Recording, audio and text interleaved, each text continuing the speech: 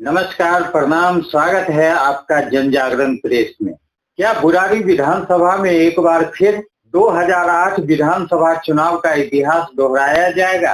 पहली बार कांग्रेस पार्टी के नेताओं ने चुनाव आयोग द्वारा चुनाव तिथि घोषित होने से पहले ही 21 विधानसभा प्रत्याशी की सूची जारी कर दिया, जो अपने आप में एक इतिहास रचने वाली बात है। यदि कांग्रेस ने सच में यह सूची जारी की है और चुनाव में नॉमिनेशन दिन तक इस सूची में कोई बदलाव नहीं करती है, तो ये माना जाएगा कि अब कांग्रेस नेताओं को भी सद्बुद्धि आ गई है और कांग्रेस के अच्छे दिनों की शुरुआत हो रही है। लेकिन यदि पिछले अतीत पर नजर डाले तो मैं आपको याद दिला दूं कि 2008 में जब दिल्ली में कांग्रेस की सरकार थी और शीला दीक्षित जी मुख्यमंत्री थी, तो ठीक चुनाव से इतने दिन पहले ही कुछ विधायक का टिकट घोषित कर दिया गया था, जिसमें बुराड़ी विधानसभा के मौजूदा समय के विधायक जिले सिंह चौहान को उम्मीदवार घोषित कर दिया गया था। लेकिन जिस दिन नॉमिनेशन हुआ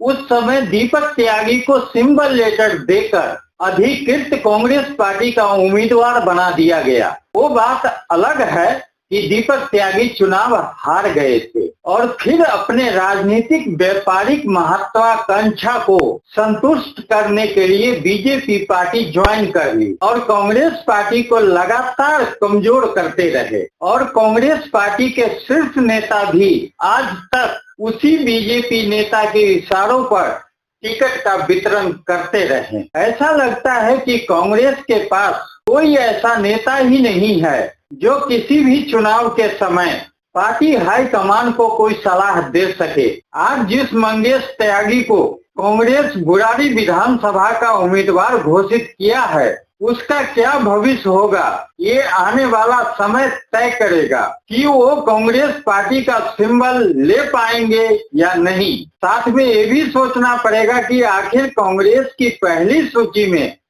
कांग्रेस के प्रदेश अध्यक्ष देवेंद्र यादव का टिकट पाना भी अपने आप में सवाल खड़ा करता है। आखिर ऐसा क्या डर प्रदेश अध्यक्ष को सता रहा था कि वो खुद पहली सूची में अपना स्थान सुरक्षित कर बैठे, जबकि वो खुद मुखिया है। यदि दिल्ली न्याय यात्रा की सफलता को देखे तो दिल्ली कांग्रेस के अध्यक्ष देवेंद्र यादव को इस रणनीति के अनुसार तो कांग्रेस की सारी सीट का उम्मीदवार घोषित कर देने चाहिए थे, लेकिन ऐसा नहीं हुआ। आखिर इसके पीछे का क्या सच है? क्या कांग्रेस अभी भी किसी समझौते के मूड में है या उसके पास योग्य उम्मीदवार की अभी कमी है? पहली बार ऐसा देखा गया है कि कुछ दिन पूर्व में ही दिल्ली प्रदेश के कांग्रेस प्रभारी नियुक्त हुए काजी निजामुद्दीन ने किसी भी ब्लॉक जिला स्तर पर कोई मंथन चर्चा प्रत्याशी के चयन के लिए किया हो। किसी भी हारे जीते पूर्व विधायक या निगम पार्षद आदि की कोई मीटिंग बुलाकर किसी विधानसभा प्रत्याशी के बारे में जानकारी ली गई हो, ऐसा कुछ देखने में नहीं आया। इसका मतलब साफ है कि प्रदेश अध्यक्ष ही सर्वे सर्वा हैं। राहुल गांधी का दिल्ली न्याय यात्रा में कहीं भी शामिल न होना, न्याय चौपाल समापन समारोह जो इंदिरा गांधी स्टेडियम में 10 और 11 तारीख को होना निश्चित था, फिर अचानक प्रोग्राम रद्द हो गया।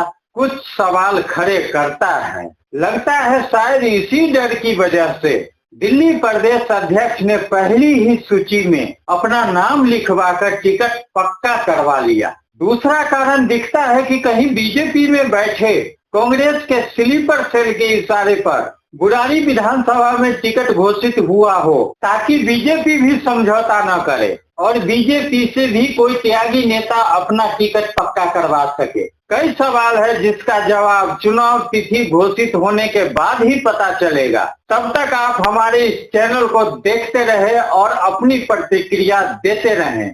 फिर मिलते हैं नए मुद्दे नए चेहरे के साथ। तब तक बने रहें जन जागरण प्रेस के साथ। नमस्कार।